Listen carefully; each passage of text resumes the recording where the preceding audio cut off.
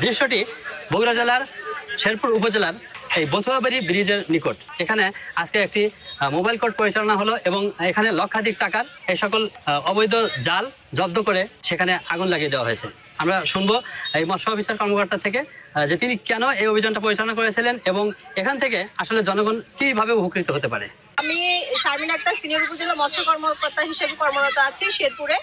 আমরা প্রতিনিয়তই বর্ষা মৌসুমে বিভিন্ন অবৈধ জাল বিভিন্ন জলাশয়ে আমরা জব্দ করে সেগুলো পুড়িয়ে ফেলি। আজকে আমাদের অভিযান ছিল বাঙালি নদীতে। আমরা সকাল থেকে শৌখিন মৎস্যজীবী শিকারী সমিতির সহযোগিতায় ওনাদের 10-12 জন সদস্য আমাদের সাথে ছিলেন। ওনাদের সহযোগিতায় আজকে পুরো অভিযান আমরা পরিচালনা করেছি। সকাল থেকে আমরা 273টি জাল এখানে জব্দ করেছি এবং সেগুলো আজকে এখন সব পুরায় দেওয়া হচ্ছে। তো আমরা সবাই এটাই মেসেজ যে অবৈধ কোনো কিছু ব্যবহার করা যাবে না। অবৈধ যেগুলো আমাদের জীব বৈচিত্র্যের জন্য ক্ষতিকর আমরা সেগুলো ব্যবহার করব না। আমাদের মাছ মাছ এবং যেগুলো ছোট মাছ পোনা মাছ রক্ষা করতে হবে, এই উদ্দেশ্যকে লক্ষ্য করে আমরা এই অভিযান পরিচালনা করছি এবং আমাদের সামনে আরো অভিযান পরিচালিত হবে। জাল পুরানো হইতে হবে, ভালো হইতে হবে, নদীর মাছ থাকতে হবে না, মাছ পাওয়া হইতে হবে না, এটা খুব ক্ষতিকর।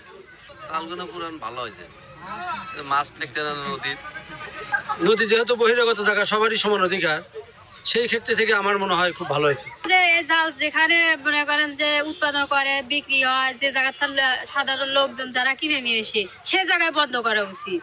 এরকম সাধারণ গরিব মানুষ তো মারা উচিত না।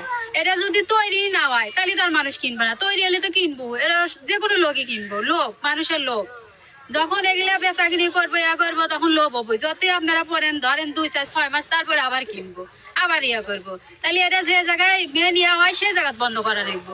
গরিব মানুষেরা কিনছে মানে ওরা ব্যবসা করতে আসতো, এটা এখন এরি ভরিয়ে বাল বাচ্চা বাঁচায়। আমি যাই যে জায়গাতে মিন তৈরি হতেছে সেই জায়গা বন্ধ করে দেওয়া রাখবো। আমাদের শুধু মরার বুদ্ধি, আমাদের এই জায়গায় চাই না, আমরা ফালাই না, আমরা কারেন্ট জ্বালিয়েছি তাও আমাদের ফালা দিছে। আমাদের জমি জমা কিচ্ছু নাই। যদি কোম্পানি বলন করে পারেন তাহলে আন্দাজ যে চায়না জাল তুলবে আসেন না, নাকি বেটা করবো, কোম্পানি বন্ধ করে রাখবো।